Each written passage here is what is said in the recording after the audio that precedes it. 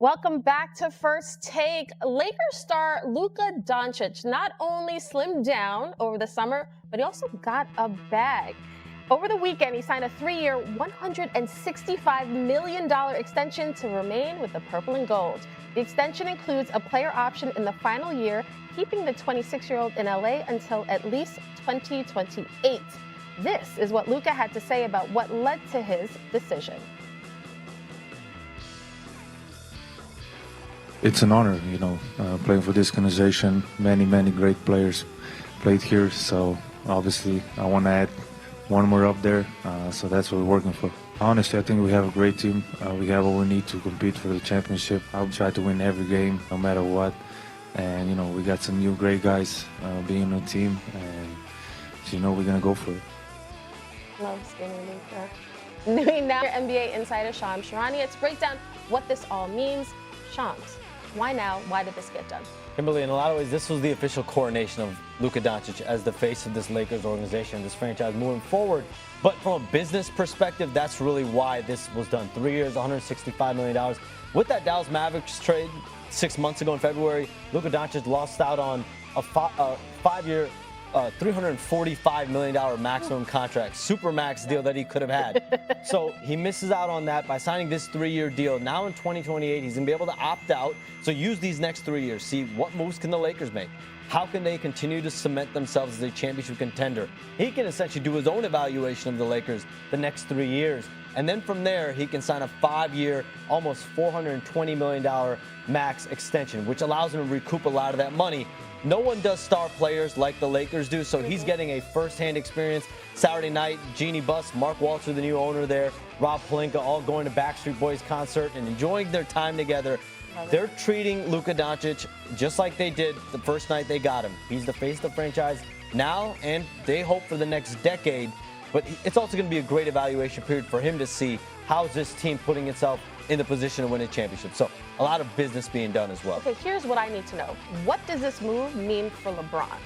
LeBron James is LeBron James. He's entering year 23, or an NBA record. No one has played at this level this late into their career. He's going to be 41 years old this summer. So this is a really delicate balance that the Lakers are playing. On one hand, they're really celebrating their new face of the organization. On the other hand, it's how do we give LeBron James the respect that he deserves as well as a 4-time champion. He's the one that brought the Lakers a champion. So it's been a very delicate balance. LeBron James, for his part, he's been enjoying his summer as we see him playing golf. But I am told he's been supportive and understanding that the Lakers are moving more toward a Luka Doncic-led future. Now, what does that mean for LeBron James? He's opted in, so technically he is a Laker. How will he finish his career, though? Is he going to play year 23 and finish out in LA, and that's going to be it? At the end of the day, I think the Lakers even understand he's going to end his career on his own terms. He wants to end his career on his own terms. I think he's earned the right to do that. We just don't know what that looks like yet. All right, so David, I got to ask you. We know this extension ties Luka to 2028, at least.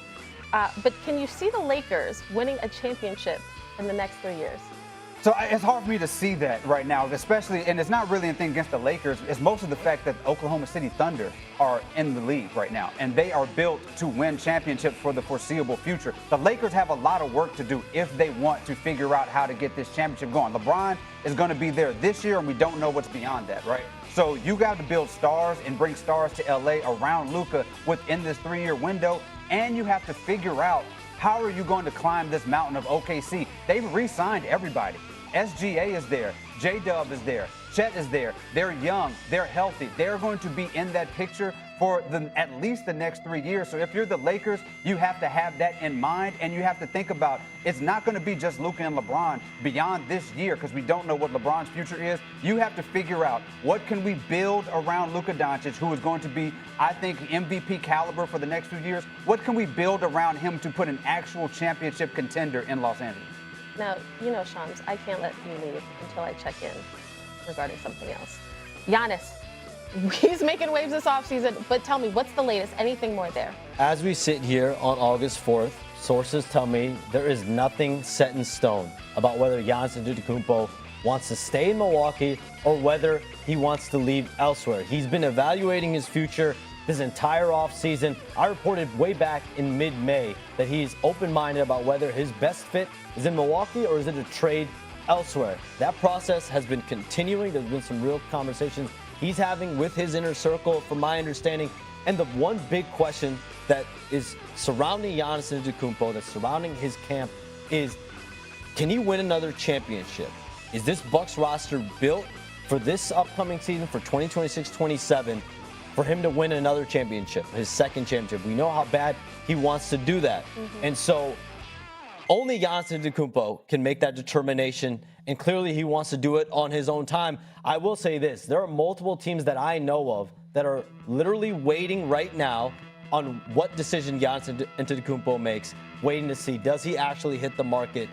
Training camps don't start till mid-September. There have been examples in the past. Kyrie Irving was traded to the Boston Celtics in August when he got moved. Damian Lillard was actually traded to Milwaukee in September. So there are deals that happen late in summers. So David, you've heard Sham say, clearly Giannis wants to win a championship. Can he do it in Milwaukee? Should he want out or should he want in? Well, first of all, it just boggles my mind that Milwaukee has made these moves that they have made without Giannis already having bought in. If they have made the moves to stretch Dame Lillard and put those $20 million on their cap for the next few years, to pay Miles Turner and put that on their cap, and Giannis has not already agreed and they haven't had discussed this with him, this could go down as one of the most fiscally irresponsible moves that we have seen in the NBA in the last 25 years. So I would hope that there's been some discussion for Giannis to be a part of this team, for that to have happened. And if that's not the case, this is one of the biggest risks that I could imagine a team making. Now, if we're talking about Giannis deciding to stay or go, if Giannis is deciding based on winning and wanting to win another championship, he needs to go somewhere else. There's no championship window for him in Milwaukee. The team is not good enough, and especially even in the East, that is weak. The team just is not good enough for him to win a championship. Now, if he wants to stay there emotionally because he loves Milwaukee and Milwaukee loves him, that's another thing. But if we're talking about basketball decisions and basketball reasons, Milwaukee should want to move on from Giannis to get the most that they can out of the draft picks and the assets that they have for him, because there's no championship there.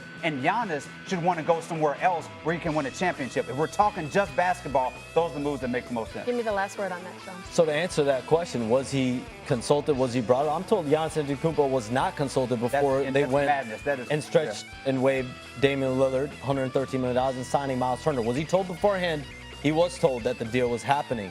But this front office, John Horst, their general manager, he has shown over the last 3, 4, 5 years that he's going to make swings whether Giannis Antetokounmpo wants him to or not. Clearly, he knows Giannis wants a contender there. So when he went out and got Damian Lillard, they didn't consult Giannis before they did that. They just did it.